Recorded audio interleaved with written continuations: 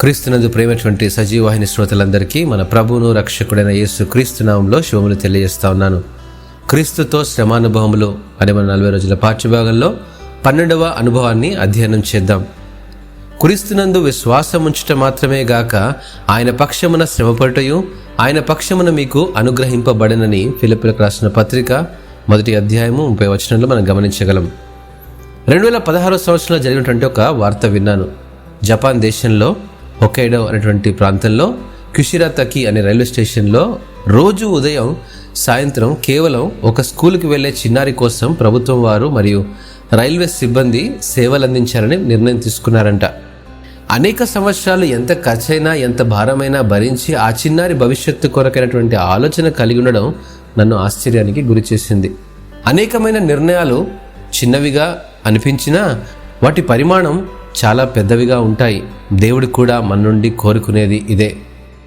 క్రీస్తు కొరకైన మన నిర్ణయం చిన్నదిగా అనిపించినా దాని ఫలితం ఊహించని దానికంటే గొప్పగా ఉంటాయని గమనించాలి. బ్రతుకుట క్రీస్తే, చావైతే లాభము అని అపోస్తలుడైన పౌలు ఒక నిర్ణయం తీసుకున్నాడు.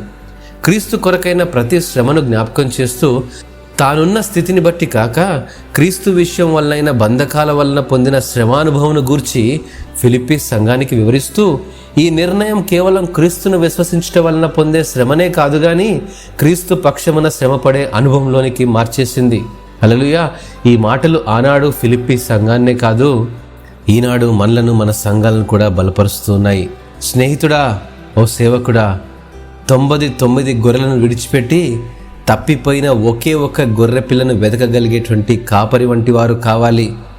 ఒక్క ఆత్మనైనా రక్షించాలనేటువంటి పట్టుదల కలిగి ఎంత దూరమైనా ప్రయాణం చేసి ప్రయాసపడే సువార్థికులు కావాలి.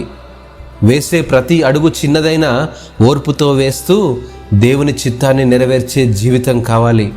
ఈ ఉద్దేశాలు కలిగినటువంటి వారు క్రీస్తు విషయంలో కలిగే శ్రమలను బట్టి కాక క్రీస్తు పక్షమున శ్రమానుభవమును పొందగలుగుతారని మరొకసారి మీకు జ్ఞాపకం చేస్తూ ఉన్నాను.